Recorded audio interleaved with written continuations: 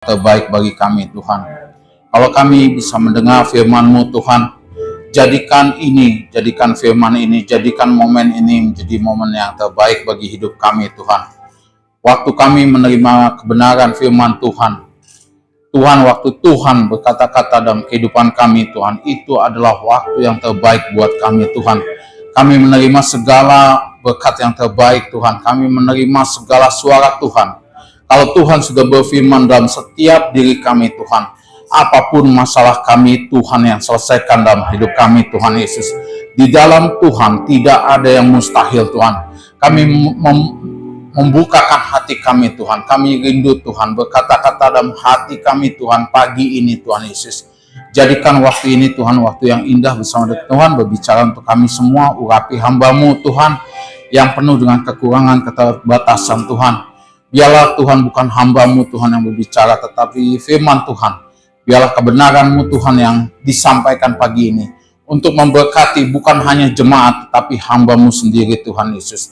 Terima kasih Tuhan Yesus, segala anasir jahat dan bentuk apapun, pikiran tertutup, selubung, benteng, tembok-tembok Tuhan yang menghalangi pengenalan kami akan firman Tuhan, kami tolak usir di dalam nama Tuhan Yesus. Biarlah kami menerima segala kebenaran firman-Mu Tuhan yang terang Tuhan pagi ini Tuhan, yang berlaku, yang berguna untuk kehidupan kami Tuhan Yesus. Dan kami akan lihat Tuhan bersama dengan Tuhan, firman-Mu ini akan hidup Tuhan Yesus dan akan memberkati kehidupan kami. Di dalam nama Tuhan Yesus kami persembahkan waktu ini ke dalam tangan Tuhan. Haleluya, amin.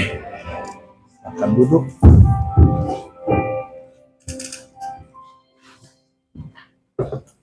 Puji Tuhan, pada hari Rabu kemarin saya diinfo oleh gembala tempat ini untuk boleh membagikan kebenaran firman Tuhan. Saya cukup kaget karena saya tidak terbiasa untuk membagikan firman Tuhan dalam tempo singkat.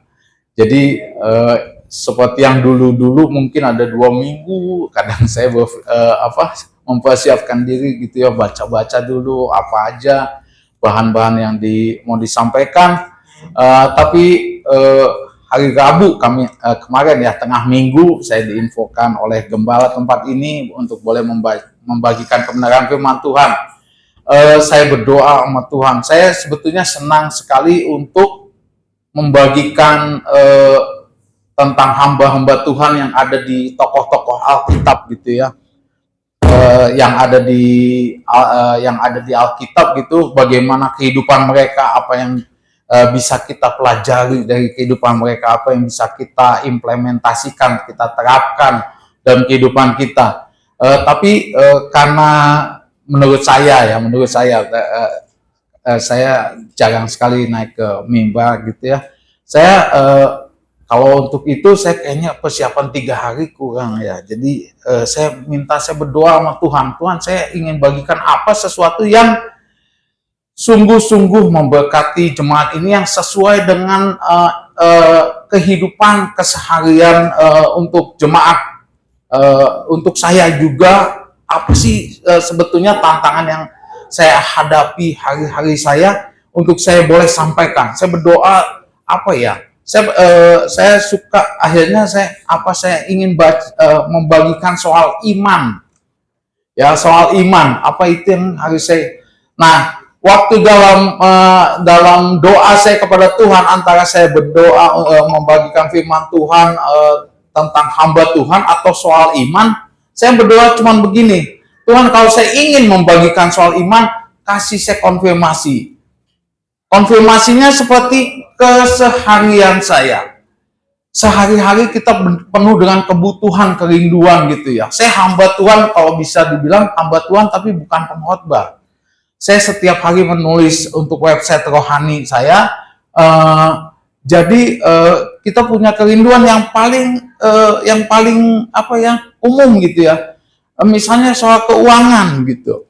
Jadi saya minta, Tuhan, saya minta satu deh, kalau saya ingin ngomongin soal iman gitu ya, antara tokoh Alkitab atau saya bicara soal iman, saya minta tanda satu. Itu yang saya akan bagikan hari Minggu. Jadi saya berdoa, Tuhan, saya butuh saya butuh berkat-Mu Tuhan. Kalau Tuhan saya minta saat ini, Tuhan kasih ke saya, berarti saya akan bagikan itu hari Minggu.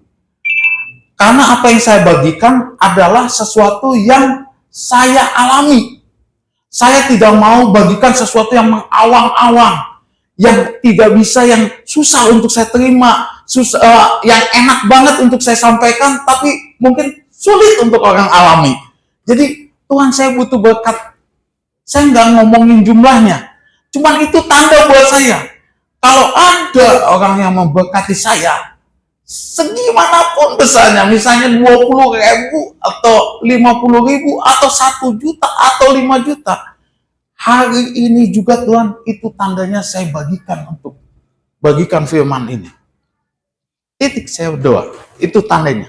Tapi saya tetap berdoa, baca Alkitab, saya bacakan ayat-ayat firman Tuhan dan puji Tuhan, ya. Tuhan berbicara. Ya, Tuhan menjawab. Saya di WA, ini ada sedikit buat kamu, ini kan saya di WA. Ini buat bensin kamu, gitu ya. Jadi, ternyata apa yang saya bagikan tidak mengawang-awang.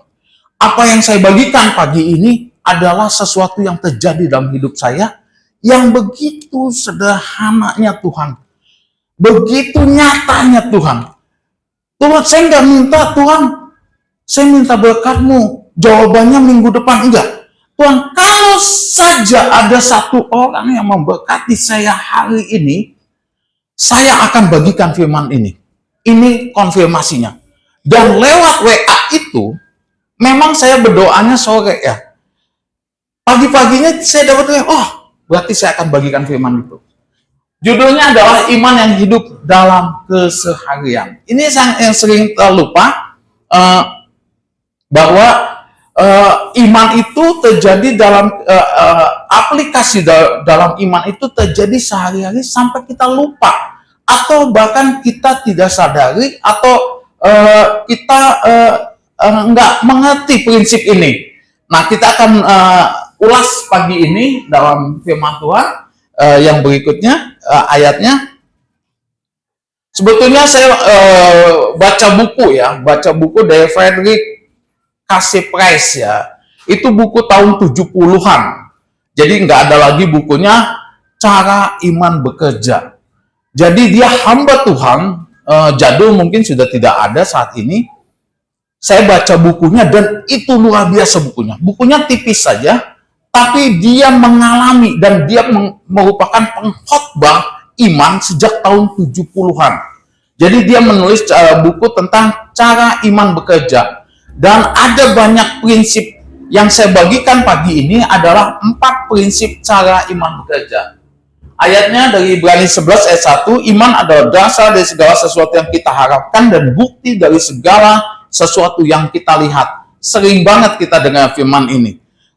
Kita sudah bosan mungkin ngedengar firman ini di luar kepala kita. Tapi lewat buku itu ternyata dibukakan banyak prinsip. Banyak banget prinsip. Mulai kita sebetulnya bahasa Indonesia ditulisnya Ibrani 11 ayat 1, iman adalah dasar dari segala sesuatu yang kita harapkan dan bukti dari segala sesuatu yang kita lihat. Beda dengan terjemahan bahasa Inggris ya. Kalau King James Version disebutkan sekarang ya, atau bahasa Inggris yang lainnya di depannya tuh ada now. Jadi ada kata now, cuman oleh Indonesia now itu dihilangkan. Jadi kita cuman baca di ayat Ibrani 11 ayat 1 itu cuman iman adalah dasar. Now-nya hilang, sekarangnya hilang. Padahal sekarang ada prinsip sekarang bahwa waktu kita baca ayat ini itu tidak ditunda. Itu bukan penundaan, ya. Jadi ada waktu kita menangkap firman ini, waktu kita membaca firman ini, Tuhan saya butuh, saya mempunyai satu kerinduan, saya ingin kesembuhan, saya ingin jalan keluar, saya ingin terobosan, saya ingin pemulihan. Kalau dalam bahasa Inggrisnya, silakan dibuka, ada yang ini bahasa Inggris, now, faith is, jadi Iman adalah dasar dari segala sesuatu. Sekarang, jadi bukan ditunda, bukan ada delay. Waktu kita perkataan firman ini terjadilah saat ini juga. Jadi jangan bilang, Tuhan, saya ingin sembuh dari penyakit saya. Tapi Tuhan sembuhkan 5 tahun lagi juga nggak apa-apa. Itu bukan iman. Jadi kalau kita katakan kesembuhan saat ini juga bekerja. Nah, prinsipnya ada banyak yang dibagikan di buku itu. Tapi pagi ini kita akan belajar tentang 4 prinsip iman. Bisa dibuka ke bawah.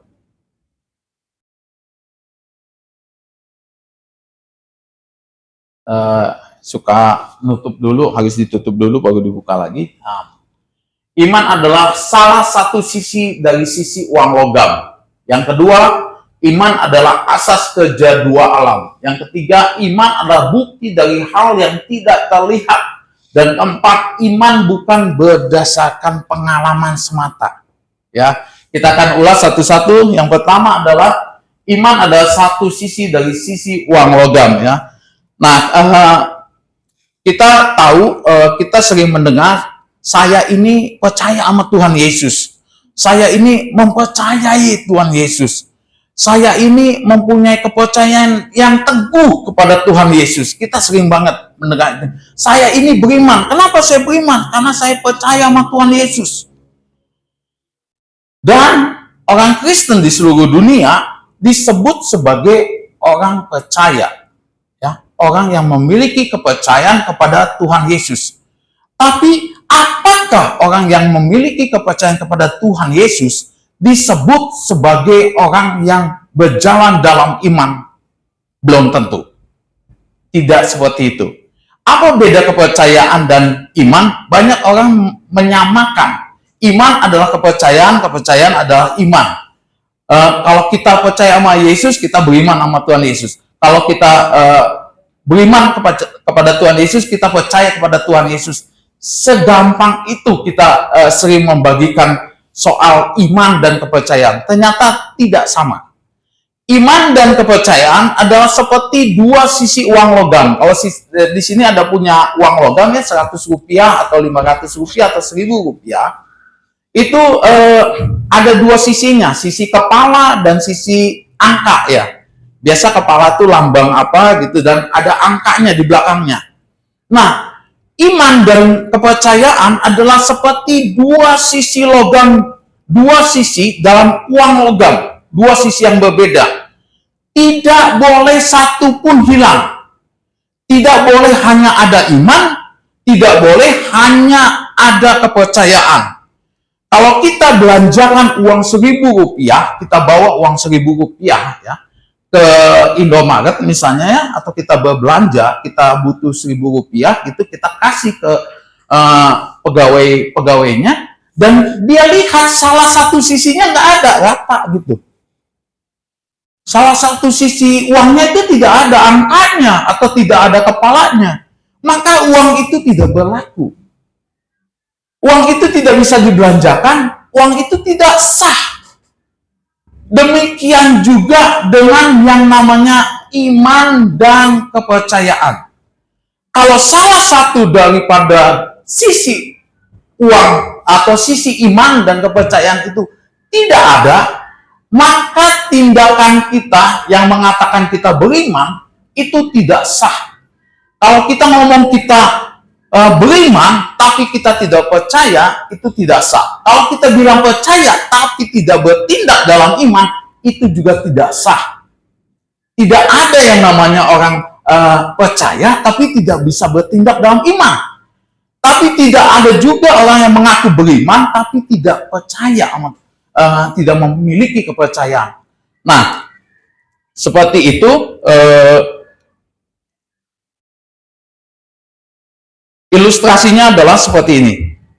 Jadi harus ada keseimbangan, harus ada dua sisi yang sama di dalam iman kita. Kita harus percaya kepada Tuhan Yesus, tapi kita juga harus bertindak dalam iman. Saya akan memberikan ilustrasinya seperti ini. Ada satu bapak-bapak berjalan terhuyung-huyung. Dia dalam keadaan sakit, masuk ke dalam penginapan. Dia terhuyung-huyung masuk ke dalam penginapan, jatuh di depan lobi penginapan itu, di depan resepsionis. Jatuh bapak itu. Wah, kaget resepsionisnya, terhuyung-huyung. Waduh, ini ada orang sakit di sini. Akhirnya dicari di sepanjang penginapan itu.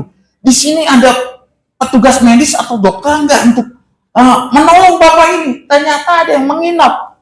Satu dokter di penginapan itu. Ini ilustrasi aja ya. Dokter itu datang periksa bapak ini.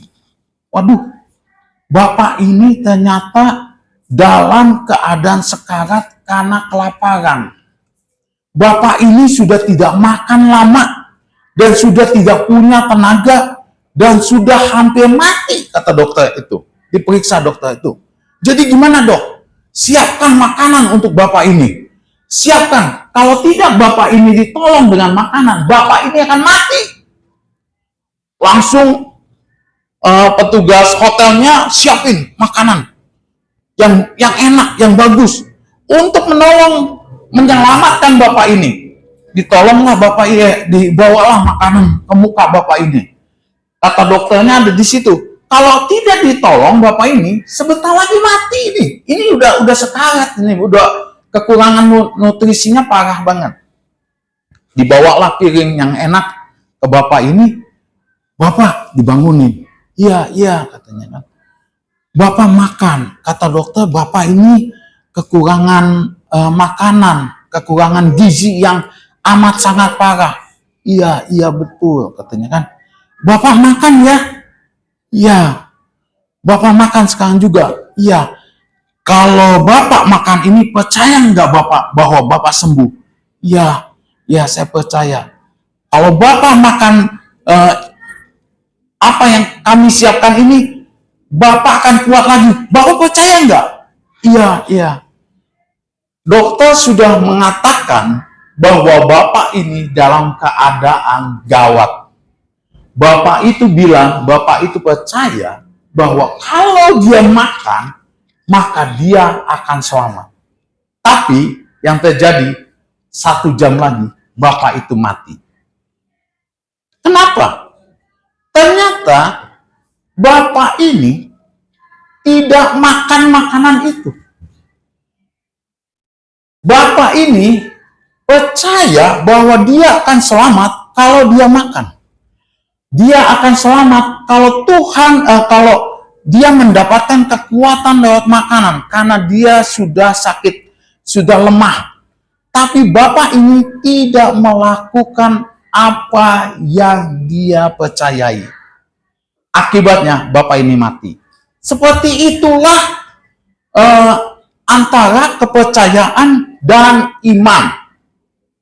Bapak ini boleh percaya bahwa makanan itu akan menyembuhkannya, memberikannya kekuatan, memberikannya kesehatan, akan membangkitkan tubuhnya. Tetapi bapak ini tidak melakukan apa yang dia percayai.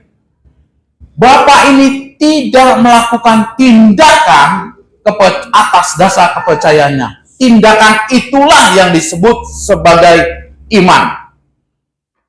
Apa yang terjadi? Dia mati. Nah, kesimpulannya adalah iman adalah bertindak atas kepercayaan itu. Jadi iman bukan kepercayaan, kepercayaan bukan iman, tapi iman adalah tindakan atas kepercayaan. Kalau kita percaya kita punya sakit penyakit, kita percaya kita punya kebutuhan ekonomi, apa yang Tuhan inginkan kita lakukan untuk masalah kita. Itulah tindakan iman. Yang berikutnya, prinsip kedua. Prinsip ke-1 adalah iman adalah bertindak menurut kepercayaan kita. Iman adalah asas kerja 2 alam. Boleh ditampilkan penjelasannya? Kita hidup ini di 2 alam, Apalagi kita datang ke gereja, kita percaya kepada Yesus, kita beribadah setiap minggu. Apa sih yang membuat kita datang ke gereja? Apa sih yang membedakan orang percaya yang datang ini, kita yang hadir di tempat ini, dengan orang Kristen yang tidur di rumah? Tidak perlu ke gereja sepanjang minggu. Sepanjang hari ini tidak perlu datang ke gereja. Tidur aja di rumah. Tapi KTP-nya sama, Kristen. Tapi keyakinannya sama, orang percaya. Apa sih yang menyebabkan, yang membedakan kita dengan mereka yang ada di rumah? Kita percaya waktu kita datang ke tempat ini, kita bertemu secara rohani dengan pencipta kita. Ya, kita membutuhkan, kita memiliki kebutuhan rohani, kita memiliki persekutuan dengan Allah yang tidak kelihatan.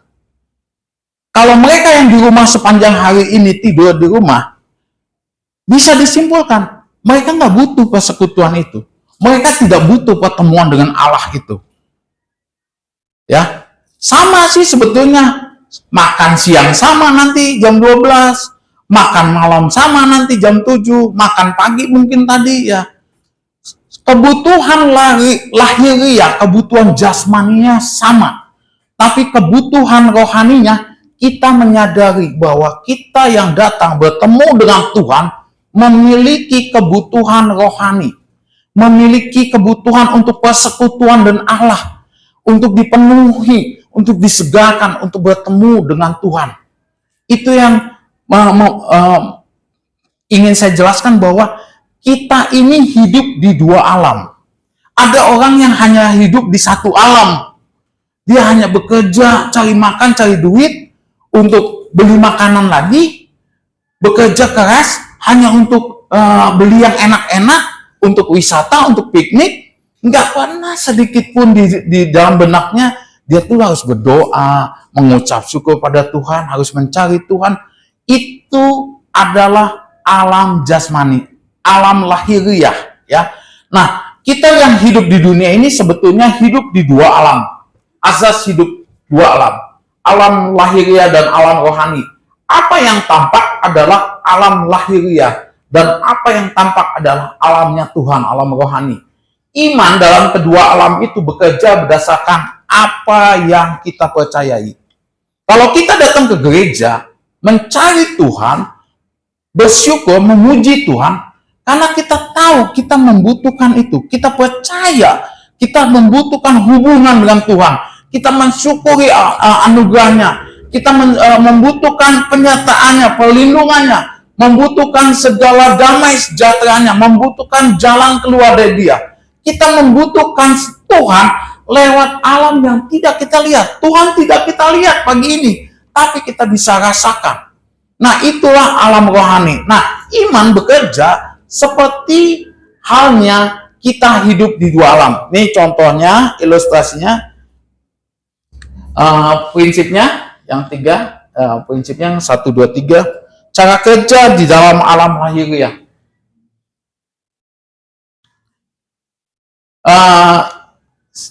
Nah, ini adalah kita mendapat informasi, kita percaya dengan informasi itu. Informasinya bisa dari Alkitab atau bisa dari informasi dunia ini. Kita bertindak berdasarkan kepercayaan itu. Nah, ini akan saya jelaskan dalam ilustrasi. Siapa di sini rata-rata banyak yang orang muda yang mencari pekerjaan. Saya akan kasih ilustrasinya seperti ini. Kalau kita cari kerja, ya, misalnya pegawai mencari kerjaan gitu ya, datang bertemu dengan PT ini di gedung ini, kita bertemu, kita dikasih ujian kadang. Kalau sudah pengalaman, kadang dilihat pengalamannya doang, ya. Setelah ada diskusi dengan bos kita atau dengan calon perekrut kita, diskusi, kita dikasih tahu, kamu kalau kerja di sini, kalau kamu melamar di sini, kamu akan dikasih tugas ini, targetnya ini, tugasnya seperti ini, kamu akan melakukan ini, kamu gajian tanggal segini, gaji kamu besarnya seperti ini. Kamu masuk jam ini, pulang jam segini. Nah, udah kita dapat segala macam informasi. Nah, mulailah kita bekerja di tempat itu. Bekerja selama sebulan penuh. Kita akan bekerja dari pagi. Kostum kita pikirin. Hari ini pakai ini, minggu ini pakai ini, besok pakai ini. Jalan kita pikirin. Kita naik ojek, atau naik busway, atau bawa mobil sendiri, atau naik motor, atau dianterin. Semua dipikirin. Baju, makan siang nanti ke sini, pulangnya nanti begini. Ininya, itu otomatis. Sepanjang 1 bulan setelah kita diterima bekerja, kita bekerja otomatis. Saya akan pergi naik ini. Wah, ini terlambat. Kalau hujan, saya naik Grab. Kalau enak, jangan cuaca cerah, saya naik busway aja. Kalau ini, kalau macet, saya dianterin aja oleh suami saya naik sepeda motor atau oleh ayah saya. Kita bekerja sebulan penuh dengan dengan otomatis. Berdasarkan apa? Berdasarkan apa yang dikatakan oleh bos kita ini. Oleh orang yang merekrut kita di kerjaan kita. Kamu kerja dari bulan segini, dari hari ini sampai ini, kamu bekerja ini dan ini, kamu mendapatkan gaji tanggal segini, gajimu besarnya segini. Kalau kita deal dengan dia, kalau kita sudah sepakat dengan dia, kita akan kerja seperti informasi yang kita dapat. Kita tidak perlu sanksi. Bos kita mungkin pergi ke luar negeri, ya. Kita nggak pusing. Bos kita udah tanggal 25 pergi ke luar negeri. Perginya 2 minggu lagi. Waduh, nanti saya tanggal 1 siapa yang gaji saya? Nggak ada pikiran seperti itu. Pokoknya yakin aja, nanti tanggal 1 saya digaji. Dia kerja aja sepanjang bulan ini dengan biasa aja, nggak pusingin. Dia nggak pusingin, perusahaan punya uang nggak untuk gaji saya? Atau bos setelah saya kerja 3 minggu, bosnya kabur gitu, tinggalin kita. Kita nggak pernah pikirin itu. Kenapa? Karena kita memegang perkataan bos kita. Kita memegang apa yang diberikan informasi kepada kita. Kita percaya dengan hal itu. Sepanjang bulan kita bekerja, kita percaya banget bahwa kita akan menerima upah kita di bulan setelah kita bekerja. Nggak perlu tanya-tanya, tidak perlu konfirmasi, tidak perlu bawa pengacara untuk menanyakan, bos, bayar saya dong, ini udah 1 bulan saya kerja. Tidak perlu. Kita begitu yakin bahwa setelah saya 1 bulan, saya akan dapat gaji. Karena itu sudah diberikan informasi ke kita. Nah, masalahnya itu adalah di dunia lahiriah. Ya. Di dunia lahiriah, kita begitu percaya dengan perkataan manusia, dengan janji-janji yang diucapkan manusia, dengan apa yang disampaikan kepada kita oleh manusia. Tetapi di dunia rohani yang tadi saya bilang, ada alam lahiriah, ada alam rohani. Tuhan sudah bilang kepada kita di Matius 28, di amanat agung, aku menyertai kamu senantiasa sampai kepada akhir zaman. Menyertai loh, beserta dengan kita. Tapi dalam kehidupan kita apa? Takut. Kita takut ditinggalin, takut nggak makan. Waktu kita sakit, kita takut sekali kita mati. Waktu kita nggak punya uang, takut sekali kita dihina orang. Ditinggalkan oleh Tuhan, dibiarkan kita begitu berbeban berat, menanggung sendiri beban kita. Kita menjadi takut, khawatir. Nah, seperti itu sesungguhnya tidak boleh terjadi.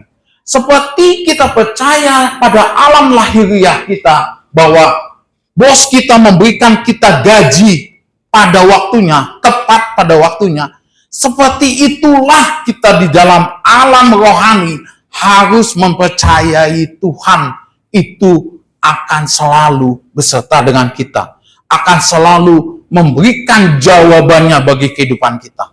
Ya, kita harus memperkatakan itu, walaupun sepertinya banyak hal tidak sesuai dengan apa yang kita lihat di alam jasmani kita. Ya, kita yang percaya banyak yang berbeban, ya. Tuhan gimana membayar ini kebutuhan ini.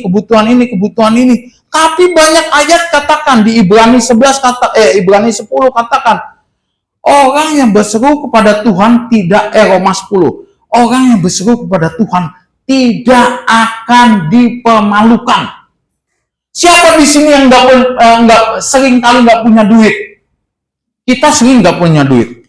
Tapi kalau kita pegang firman ini, orang yang berseru kepada Tuhan tidak akan dipermalukan. Saya tidak punya duit saat ini, tapi saya katakan firman ini. Saya tidak akan dipermalukan. Motor saya tidak akan bikin susah di jalan dan saya dipermalukan orang. Saya sakit dan saya akan disembuhkan Tuhan. Kita ucapkan apa yang firman Tuhan katakan, walaupun azas lahiriah, azas di dunia jasmani yang kita lihat ini begitu mengganggu, begitu tidak sesuai dengan firman Tuhan yang kita percayai.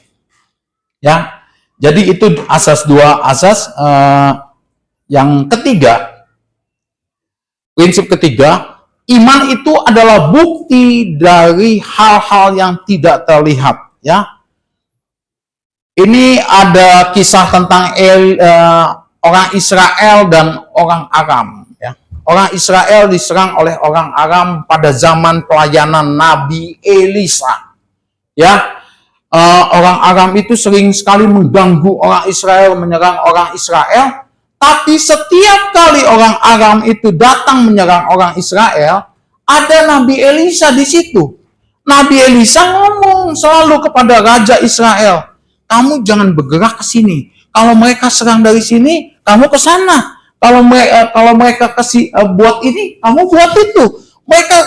Nabi Elisa selalu memperkatakan sepertinya strategi Allah, ya, yang membuat akhirnya orang Aram ini selalu gagal untuk mengalahkan orang Israel. Itu yang membuat Raja Aram itu begitu kesal, dongkol. Siapa sih yang membocorkan rahasia strategi kita? Marah gitu orang Raja Aram itu. Siapa itu? Siapa pengkhianat di antara kita? Dalam 1 Raja-Raja 6 dikatakan, bisa dibukain ayatnya nggak? Nah, jadi mengamuk ayat 11, marah itu ini. Siapa sih yang membocorkan rahasia ini? Terus nggak ada kata salah satu orang Aram itu, penasihat raja itu, tidak ada tuanku raja yang menjadi pengkhianat di antara kita. Masalahnya di Israel itu ada seorang pelihat nabi yang tahu apa yang engkau pikirkan di kamar tidurmu. Dia tahu, dia kasih tahu ke Raja Israel supaya Raja Israel melakukan ini dan itu. Waduh, marah nih Raja. Berarti tangkap itu nabi itu. Siapa itu? Oh, dia ada di Dotan katanya. Kata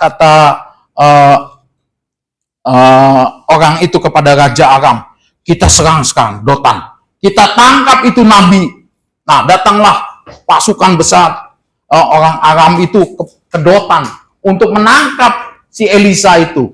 Nah, pagi-pagi si Gehasi itu bujangnya si Elisa bangun. Begitu di atas bukit dia lihat ke bawah sudah banyak serdadu, banyak banget mau mengepung dan menangkap mereka. Karena si Elisa ini tukang bocorin rahasia strategi orang Aram. Jadi orang Aram bukannya marah kepada Israel, marahnya ke satu orang ini dan membawa banyak banget serdadu untuk menangkap Elisa. Nah, bujangnya bangun pagi-pagi, dia lihat, banyak banget pasukan. Nah, ketakutan dia. Coba ayat 15, ketika pelayan abdi Allah itu bangun pagi dan pergi keluar, maka tampaklah suatu tentara dengan kuda dan kereta ada di sekeliling kota itu. Lalu berkatalah bujangnya itu kepadanya, celaka tuanku, apakah yang akan kita perbuat? Ayat selanjutnya, jawabnya, jangan takut, sebab lebih banyak yang menyertai kita daripada yang menyertai mereka. Lalu berdoalah Elisa, ya Tuhan, bukalah kiranya matanya supaya ia melihat. Maka Tuhan membuka mata bujang itu sehingga dia melihat. Tampaklah gunung itu penuh dengan kuda dan kereta berapi sekeliling Elisa. Elisa, hamba Tuhan yang begitu mempercayai Tuhan dan bertindak, kita bisa baca di 1 Raja-Raja apa yang tuh Elisa lakukan dengan banyak mujizat Tuhan. Dia memiliki pandangan yang berbeda dengan apa yang dimiliki oleh Gehazi bujangnya. Elisa melihat seperti yang Tuhan ingini dia melihat. Waktu dia melihat secara jasmani, begitu banyak pasukan orang Aram menyerang dia untuk menangkap dia dan membawa dia karena dia membocorkan strategi orang Aram. Dia tidak takut. Kenapa dia tidak takut? Karena Elisa punya mata rohani. Dia bisa melihat bahwa Tuhan menyertai dia, bahwa malaikat Tuhan ada beserta dengan dia lebih banyak daripada semua pasukan Aram yang menyerang dia. Dan itu tidak dimiliki oleh Gehazi bujangnya. Nah, inilah yang membedakan kita yang percaya dengan alam rohani dengan banyak orang percaya yang hanya melihat dari perspektif alam jasmani yang kelihatan saja. Waktu tidak punya duit hanya ngelihat dompet aja, nggak ada duit. Waktu sakit hanya ngelihat nggak punya uang ke dokter. Waktu tidak ada beras hanya melihat siapa yang nolong saya.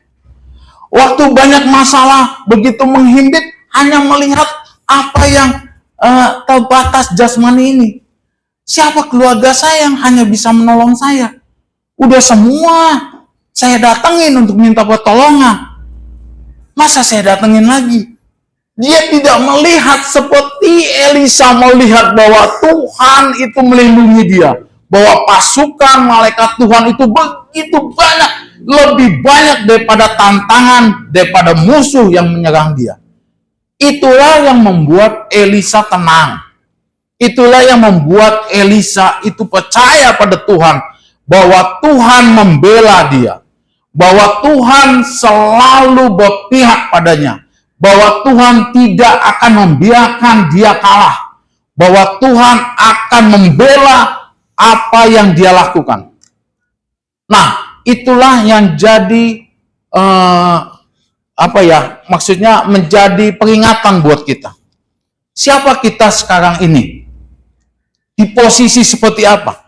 Kita banyak banget, orang percaya banyak banget berada di posisi Gehazi.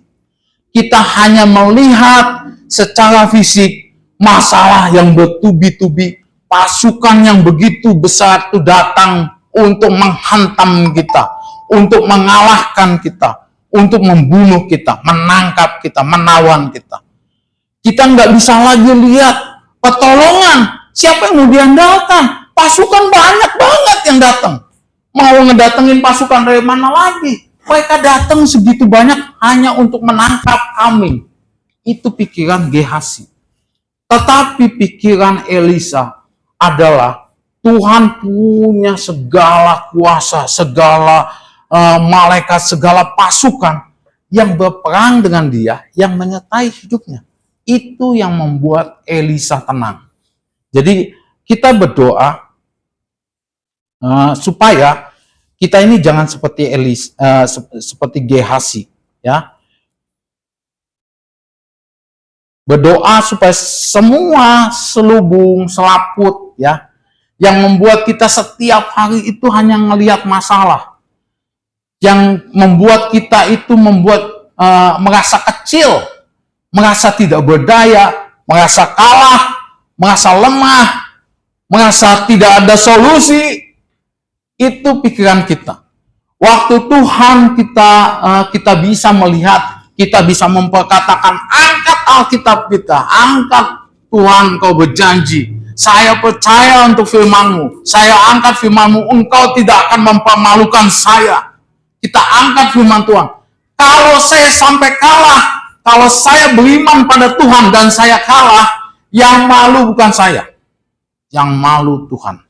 Dan saya percaya Tuhan tidak akan dipermalukan untuk orang percaya. Nah, itu prinsip keempat adalah iman bukan berdasarkan pengalaman. Ya, kita sering banget, misalnya ini Pak Doni ini baik banget, orangnya suka nolong orang ya. Ya, kemana-mana pelayanan kepada orang miskin, menginjili mereka. Banyak orang susah juga ya di pelayanan radio, udah kesaksian juga ya. Telepon-telepon di radio, saya hidupnya begini, didatengin sama Pak Doni. Datengin rumahnya, lihat keadaannya, dibukain. Bu, yang soal yang nggak mau pindah ya Pak ya, dikasih jalan sama gembala kita ini, supaya hidup, supaya tinggal di tempat yang lebih baik daripada apa yang dia tinggali sekarang. Bu, aduh ini tempatnya tempat sampah Pak ya. Ya. Jadi Pak Doni misalnya pernah datengin pelayanan radio orang yang tinggal di tempat sampah. Jadi Pak Doni ngerasa, bau banget ya, mengerikan banget. Jadi dicarilah jalan oleh Pak Doni supaya mau tinggal di tempat yang lebih baik gitu ya. Nah, itu orang ya, manusia. Kalau sudah melihat seperti itu, ya, ada orang yang nolong kita, ada orang yang peduliin kita, biasanya datang lagi ke kita. Biasanya kan bergantung. Pak, terima kasih ya Pak, sudah saya ditolong Pak. Sekarang masalahnya ini lagi Pak, gimana? Tolong Pak. Ada saya butuh modal Pak untuk usaha Pak, tolong lagi Pak. Pak, anak saya sakit, tolong doakan. Nggak salah sih. Tapi itu namanya iman berdasarkan pengalaman. Karena kita tahu, kita kenal, kita sudah mengalami, kita ulangi lagi. Kita ulangi lagi apa yang sudah kita pernah tahu. Tapi iman tidak selalu berdasarkan pengalaman. Kita akan buka ayatnya. Yang poin keempat. Tentang perkawinan di Kana ya, Yohanes 2 ayat 1 sampai 11.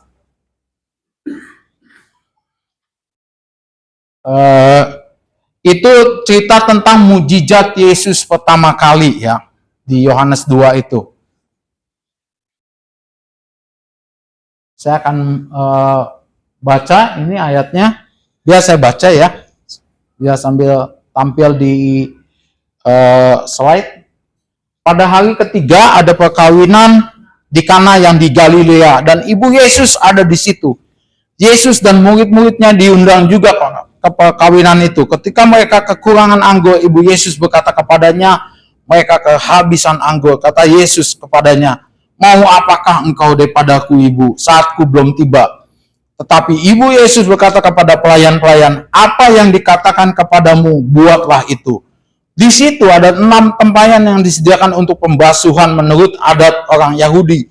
Masing-masing isinya 2-3 buyung. Yesus berkata kepada pelayan-pelayan itu, isilah tempayan-tempayan itu penuh dengan air. Dan mereka pun mengisinya sampai penuh. Lalu kata Yesus kepada mereka, sekarang cedoklah dan bawalah kepada pemimpin pesta. Lalu mereka pun membawanya. Setelah pemimpin pesta itu mengecap air yang telah berubah menjadi anggur itu dan dia tidak tahu dari mana datangnya. Tetapi pelayan-pelayan yang mencedok air itu mengetahuinya, dia memanggil mempelai laki-laki dan berkata kepada mereka, setiap orang yang menghidangkan anggur yang baik dahulu dan sesudah orang puas minum barulah yang kurang baik. Tetapi engkau menyimpan anggur yang baik sampai sekarang. Hal itu dibuat Yesus di Kana yang di Galilea. sebagai yang pertama dari tanda-tandanya, dan dengan itu dia telah menyatakan kemuliaannya dan murid-murid percaya kepadanya. Perhatikan ini kita sering banget mendengarkan ayat ini ya, sebagai khotbah, sebagai firman yang menyatakan mujizat pertama Tuhan Yesus di muka bumi. Nah, banyak hamba Tuhan menyampaikan dari perspektif lain bahwa Yesus itu sangat menghargai yang namanya lembaga pernikahan, sehingga Yesus melakukan mujizat pertama di lembaga pernikahan. Itu betul, itu perspektif mereka. Tidak ada yang salah dengan itu. Ada yang menyatakan, ada yang mengulas soal makna dari 6 tempayan. Ada yang mengulas dari sisi ini, dari sisi anggur adalah sebagai apa. Tapi saya akan mengulas bahwa semua orang yang terlibat dalam tulisan ini itu belum pernah melihat mujizat. Ya. Belum tahu yang namanya mujizat itu kayak gimana. Ditulis di sini, Maria ibu Yesus belum pernah melihat mujizat Yesus. Dia nggak tahu.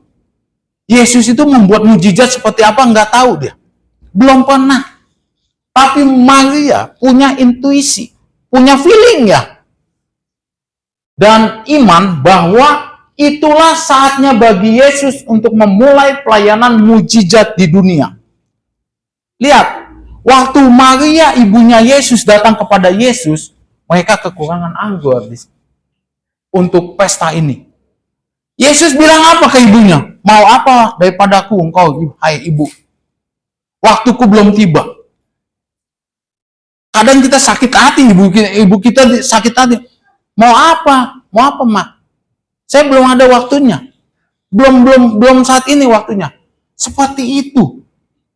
Seperti itulah yang dialami oleh Maria ibu Yesus waktu berkata kepada Yesus, waktuku belum tiba, kata Yesus. Tapi Maria bisa menggerakkan iman percayanya. Ini waktunya. Ini waktunya Tuhan. Ini waktunya.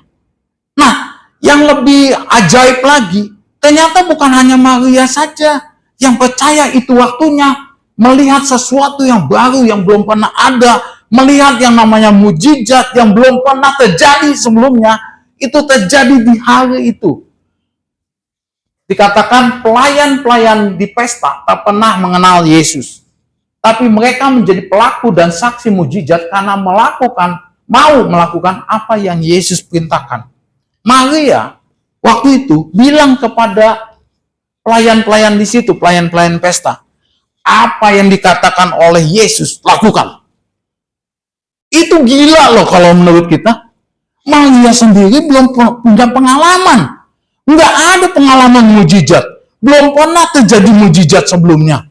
Tapi dia bisa punya iman untuk menyuruh orang, menyuruh pelayan-pelayan pesta itu untuk melakukan apa yang Yesus katakan. Kalau Maria sudah sering melihat, misalnya sering melihat yang namanya mujizat Tuhan Yesus, gampang buat dia menyuruh untuk pelayan-pelayan itu, perintahkan ini. Saya udah ngelihat Yesus lakukan ini itu. Pokoknya kalau Yesus ngomong ini, kamu ikutin. Kalau dia sudah punya pengalaman seperti itu, gampang untuk Maria katakan kepada. Tapi ini tidak ada. Tidak ada pengalaman yang namanya mujizat. Tapi pelayan-pelayan itu percaya juga. Ini catatan penting. Yang ketiga, pemilik pesta yang mau mengundang Yesus. Ayatnya ada di situ, di ayat tadi, di ayat awalnya. Di ayat Yohanes 2 itu, bahwa Yesus ada di situ karena diundang. Ini penting, ya, ini penting. Waktu tuh kita mengundang Tuhan yang Maha Kuasa hadir dalam keseharian, dalam acara kita, dalam event kita, dalam peristiwa yang penting yang kita adakan. Waktu Tuhan ada di situ, Dia tidak akan mempermalukan acara itu. Karena Tuhan penuh kasih. Kalau misalnya Pak Doni, saya undang ke pesta saya. Pak Doni konglomerat kaya misalnya. Terus tiba-tiba nasi habis. Pak Doni teman kak saya misalnya, wah kenapa Pak Doni? Maaf Pak, nasi habis. Dia nggak akan cuek dong. Nggak akan cuek. Wah, apa yang bisa saya lakukan? Beli. Dari mana? Datengin. Nah, waktu kita mengundang Tuhan Yesus ada dalam event terpenting dalam kehidupan kita, Dia tidak akan mempermalukan kita. Dia akan mengadakan hal-hal yang baru, walaupun kita belum pernah mengalaminya seperti ini. Ada Maria, ada pelayan-pelayan di pesta itu, bahkan ada pemilik pesta yang mengundang Yesus. Mari dari ini kita berdoa supaya kita mengalami hal-hal yang mujizat, hal-hal yang ajaib. Saya ingin berdoa supaya di dalam pelayanan kita punya kerinduan. Di alam rohani ini kita berdoa supaya Tuhan bukain jalan buat kita. Kita punya kerinduan, punya gereja yang baru. Buat rencana, buat pikiran tentang gereja seperti apa yang kita ingin miliki. Apa yang akan kita lakukan dengan bangunan itu. Ya, saya maaf ya, di gereja lama, saya pernah ngobrol dengan teman di gereja lama. Ini ada gedung gede sepanjang minggu kosong. Ya, tempatnya waktu kita masih di Kayu Putih. Ini nggak dipakai buat apa-apa, nggak ada kegiatan apa-apa di sini. Nah, disia-siakan. Ya, akhirnya Tuhan tidak bisa lakukan apa-apa di situ. Hilang. Nah, kita bayangkan begitu banyak hal yang akan kita lakukan dengan apa yang Tuhan sediakan saat ini juga sebetulnya. Kita hanya datang pada Tuhan untuk meraih apa yang Tuhan punya di surga itu untuk menjadi bagian milik kita. Ya, kita berdoa. Tuhan Yesus yang baik, terima kasih Tuhan untuk firman yang sederhana ini Tuhan Yesus. Tuhan, kami berdoa supaya Tuhan bekerjalah Tuhan.